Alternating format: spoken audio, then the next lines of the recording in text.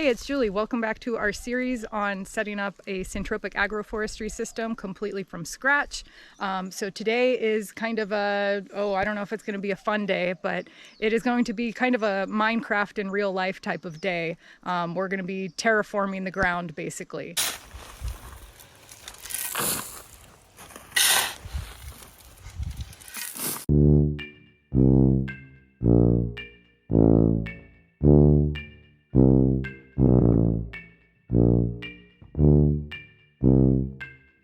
So I'll show you what we are working with right now. So basically, when we moved in, we left this zone in kind of a fallow. There wasn't really much going on back here other than a lot of naturalized weeds. When we did start working back here, we recognized that the prior owners had apparently, I guess they paid for the ground to be ripped. So we do have all of these broken up rocks here. However, it looks like they went ahead and just left these piles of cinder here. So I believe the intention was for these piles to be spread over all of this broken up rock so we would have flat ground. But for whatever reason, the job was never completed.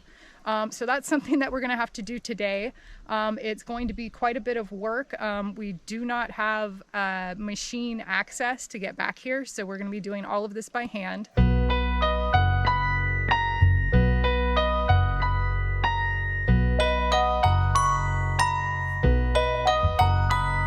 I guess I'll just show you some of the nuances of what we're dealing with.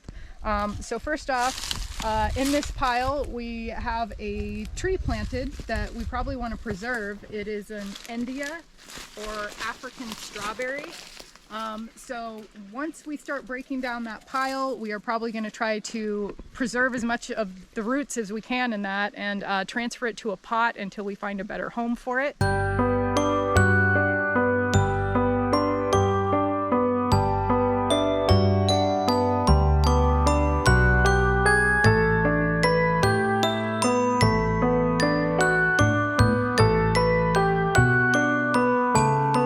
Next thing that I guess I need to point out, if you watched any of the clearing videos, you saw we made all these piles.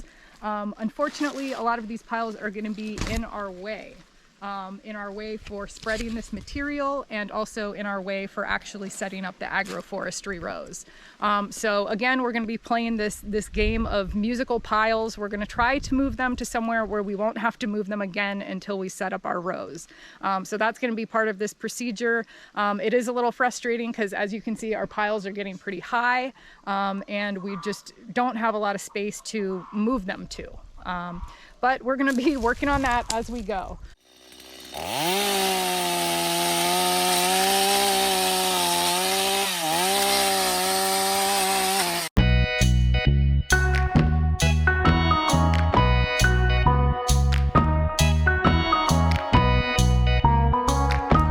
The final thing I wanted to show you is just, well, I guess over here, it's just another pile basically that we're going to be dealing with.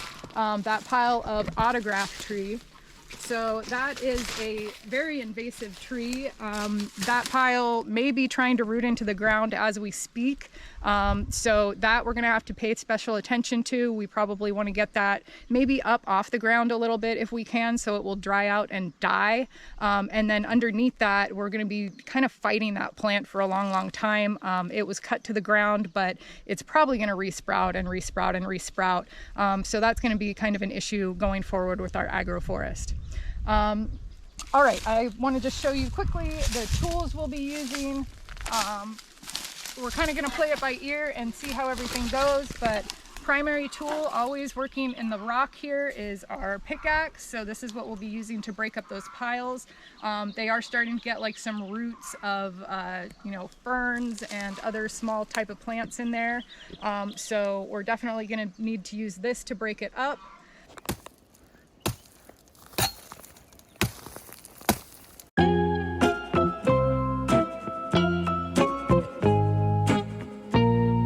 Once it is all broken up, in order to spread it, we'll probably be using, just our rock rake or whatever this thing's called, rake here. And we've also got this spreader guy to try to drag some of the material around with. So we're just going to be kind of playing it by ear, seeing what works best. Yeah. So we will go ahead and get into the time lapse. Maybe we'll get you a couple little B-rolls also of the work as we're doing it. What are we doing over here? Oh, pulling out some of this stink vine. I can smell it. Yeah, check out the root on this one. Ugh.